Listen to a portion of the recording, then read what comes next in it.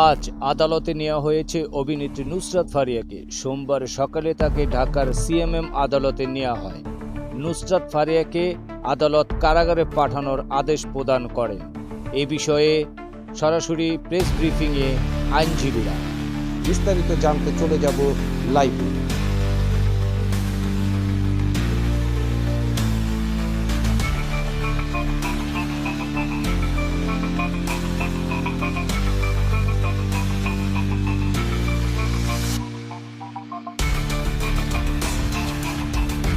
তাদের সঙ্গেও তার সম্পর্ক এবং সেই ছিল ফারিয়া। আমরা বলেছি যে এই ফ্যাসিস্ট হাসিনাকে বিভিন্নভাবে সহযোগিতা করেছে মানুষ।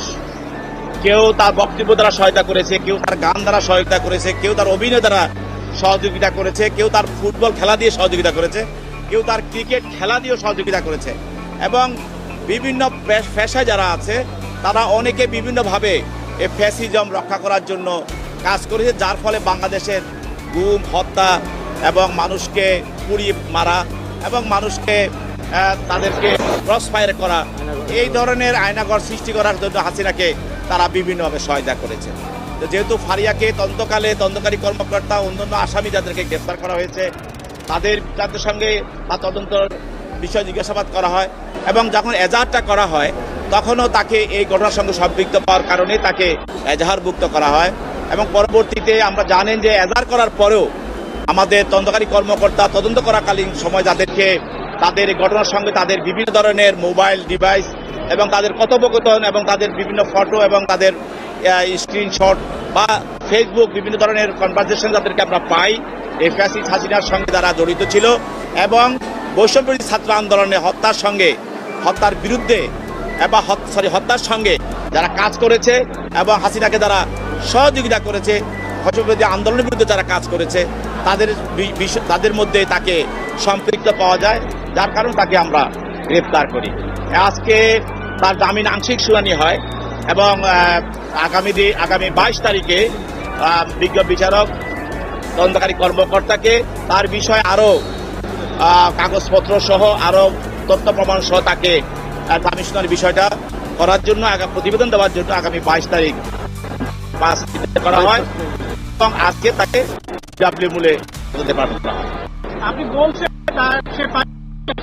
আইনজীবী বলছে যে 5 আগস্টের পর সে বেশ কয়েকবার বিদেশে গিয়েছে এবং দেশে ফিরেছে, সে পালিয়ে যাওয়ার চেষ্টা করছিল না। এই বিষয়টা আমরা জানেন, আমি আগে বলেছি এই মামলাগুলোতে আমাদের অনেক আশা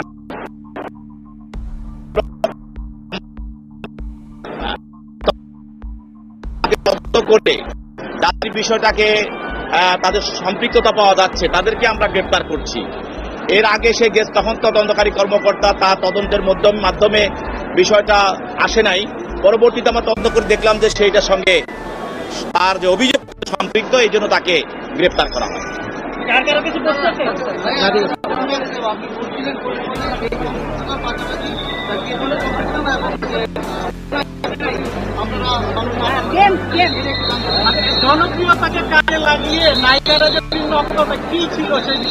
আমি বলছি যে বাংলাদেশের মানুষ এবং শিল্পী, খেলোয়াড় বা অভিনয় শিল্পী বিভিন্ন তাদেরকে অনেক পছন্দ করে, কিন্তু তারা জনগণের এই ভালোবাসাটাকে অপব্যবহার করে